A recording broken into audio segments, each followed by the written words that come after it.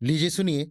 देवकीनंदन खत्री के लिखे उपन्यास चंद्रकांता के दूसरे भाग का 14वां बयान मेरी यानी समीर गोस्वामी की आवाज में।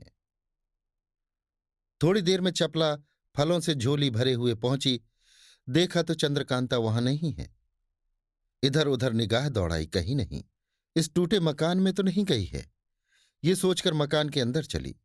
कुमारी तो बेधड़क उस खंडहर में चली गई थी, मगर चपला रुकती हुई चारों तरफ निगाह दौड़ाती और एक एक चीज तजवीज करती हुई चली। फाटक के अंदर घुसते ही दोनों बगल दो दालान दिखाई पड़े। ईंट पत्थर के ढेर लगे हुए, कहीं कहीं से छत टूटी हुई, मगर दीवारों पर चित्रकारी और पत्थरों की मूर्तियां अभी तक नई मालूम पड़ती थीं। चपला ने ताज्जुब की निगाह से उन मूर्तियों को देखा। कोई भी उसमें पूरे बदन की नजर न आई।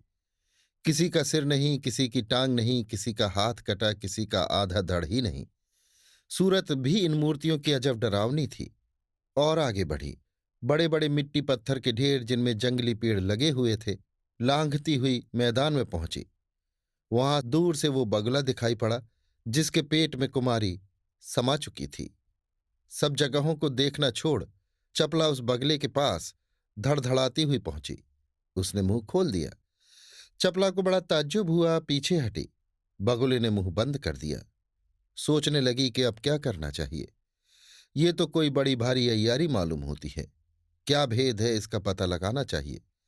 मगर पहले कुमारी को खोजना उचित है, क्योंकि ये खंडहर कोई पुराना तिलिस्म मालूम होता है। कहीं ऐसा न हो कि इसी में कुमारी फंस गई हो। ये सोच उस जगह से हटी और दूसरी तरफ खोजने लगी। चारों तरफ हाथा घिरा हुआ था। कई दालान और कोठरियां टूटी फूटी और कई साबुत भी थी। एक तरफ से देखना शुरू किया। पहले एक दालान में पहुंची जिसकी छत बीच में टूटी हुई थी। लंबाई दालान की लगभग 100 गज के होगी। बीच में मिट्टी चूने का ढेर। इधर उधर बहुत सी हड्डियां पड़ी हुई और चारों तरफ जाले मकड़े लगे हुए थे। मिट्टी के ढेर में से छोटे छोटे बहुत से पीपल वगैरह के पेड़ निकल आए थे। दालान के एक तरफ छोटी सी कोठरी नजर आई, जिसके अंदर पहुंचने पर देखा कि एक कुआं है। झांकने से अंधेरा मालूम पड़ा। इस कुएं के अंदर क्या है? ये कोठरी बनिस्बत और जगहों के साफ क्यों मालूम पड़ती है? कुआं भी साफ दिख पड़ता है, क्योंकि जैसे अक्सर पुराने कुओं में पेड़ वगैरह लग जाते हैं, इसमें नहीं है। कुछ कुछ आवाज भी इसमें से आती है जो बिल्कुल समझ नहीं पड़ती। इसका पता लगाने के लिए चपला ने अपनी अय्यारी के बटुए में से काफूर निकाला और उसके टुकड़े बालकर कुएं में डाले। काफूर का दस्तूर है कि बालकर किसी गड्ढे या कुएं में डालें तो बराबर जलता हुआ चला जाएगा और नीचे भी जलता रहेगा। अंदर तक पहुंचकर उन जलते हुए काफूर के टुकड़ों ने खूब रोशनी की। अब साफ मालूम पड़ने लगा कि नीचे से कुआं बहुत चौड़ा और साफ है, मगर पानी नहीं है, बल्कि पानी की जगह एक साफ सफेद बिछावन मालूम पड़ता है, जिसके ऊपर एक बूढ़ा आदमी बैठा है। उसकी लंबी दाढ़ी लटकती हुई दिखाई पड़ती है, मगर गर्दन नीची होने के सबब चेहरा मालूम नहीं पड़ता। सामने एक चौकी रखी हुई है जिस पर रंग बिरंगे फूल पड़े हैं। चपला ये तमाशा देख डर गई। फिर जी को संभाला और कुएं पर बैठ गौर करने लगी, मगर कुछ अक्ल ने गवाही न दी। वो काफूर के टुकड़े भी बुझ गए जो कुएं के अंदर बल रहे थे, और फिर अंधेरा हो गया। उस कोठरी में से एक दूसरे दालान में जाने का रास्ता था। उस राह से चपला दूसरे दालान में पहुंची, जहां इससे भी ज्यादा जी दहलाने और डरावने वाला तमाशा देखा। कूड़ा करकट, हड्डी और गंदगी में ये दालान पहले दालान से कहीं बढ़ा चढ़ा था, बल्कि एक साबुत पंजर हड्डी का भी पड़ा हुआ था, जो शायद गधे या टट्टू का हो। उसी के बगल से लांघती हुई चपला बीचों बीच दालान में पहुंची। एक चबूतरा संगमरमर का पुरसा भर ऊंचा देखा, जिस पर चढ़ने के लिए खूबसूरत 9 सीढ़ियां बनी हुई थीं। ऊपर उसके एक आदमी चौकी पर लेटा हुआ हाथ में किताब लिए कुछ पढ़ता हुआ मालूम पड़ा, मगर ऊंचा होने के सबब साफ दिखाई न दिया। इस चबूतरे पर चढ़े या न चढ़े, चढ़ने से कोई आफत तो न आवेगी। भला सीढ़ी पर एक पैर रखकर देखूं तो सही। ये सोचकर चपला ने सीढ़ी पर एक पैर रखा। पैर रखते ही बड़ी जोर से आवाज हुई और संदूक के पल्ले की तरह खुलकर सीढ़ी के ऊपर वाले पत्थर ने चपला के पैर को जोर से फेंक दिया, जिसकी धमक और झटके से वो जमीन पर गिर पड़ी। संभल कर उठ खड़ी हुई।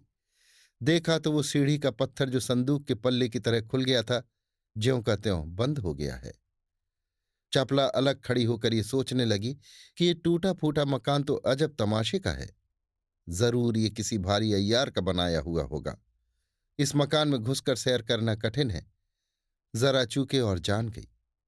पर मुझको क्या डर, क्योंकि जान से भी प्यारी मेरी चंद्रकांता इसी मकान में कहीं फंसी हुई है, जिसका पता लगाना बहुत जरूरी है।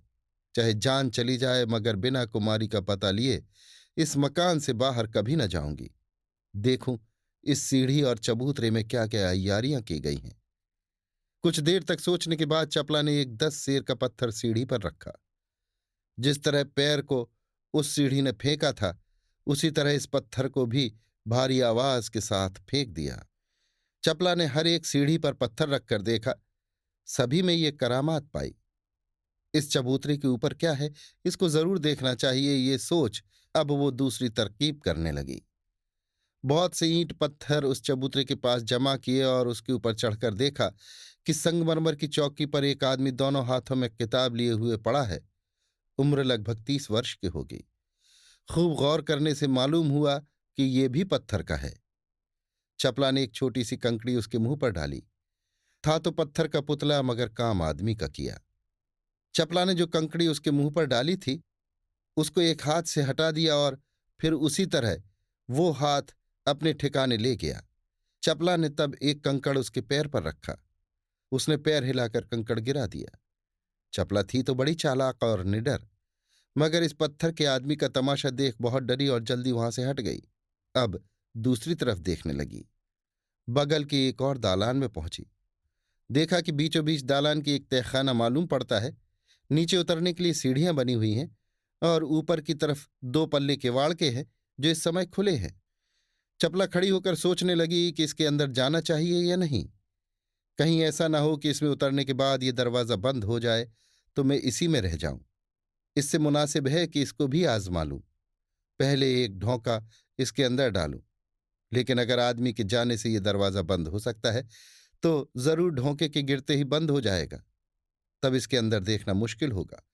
अस्तु ऐसी कोई तरकीब की जाए जिससे उसके जाने से किवाड़ बंद न होने पावे, बल्कि हो सके तो पल्लों को तोड़ ही देना चाहिए। इन बातों को सोचकर चपला दरवाजे के पास गई। पहले उसके तोड़ने की फिक्र की, मगर ना हो सका, क्योंकि वे पल्ले लोहे के थे। कब्जा उनमें नहीं था। सिर्फ पल्ले के बीचों बीच में चूल बनी हुई थी, जो कि जमीन के अंदर घुसी हुई मालूम पड़ती थी।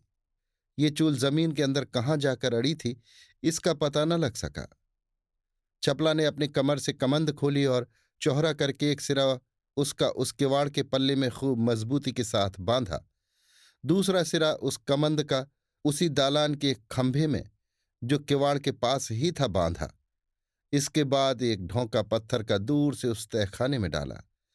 पत्थर पड़ते ही इस तरह की आवाज आने लगी जैसे किसी आंधी में से जोर से हवा निकलने की आवाज आती है। साथ ही इसके जल्दी से एक पल्ला भी बंद हो गया। दूसरा पल्ला भी बंद होने के लिए खिंचा, मगर वो कमंद से कसा हुआ था, उसको तोड़ न सका। खिंचा का खिंचा ही रह गया। चपला ने सोचा कोई हर्ज नहीं। मालूम हो गया कि ये कमंद इस पल्ले को बंद न होने देगी। अब बेखटके इसके अंदर उतरो, देखो तो क्या होता है। ये सोच चपला उस तहखाने में उतरी। अभी आप सुन रहे थे देवकीनंदन खत्री के लिखे उपन्यास चंद्रकांता के दूसरे भाग का 14वां बयान, मेरी यानी समीर गोस्वामी की आवाज में।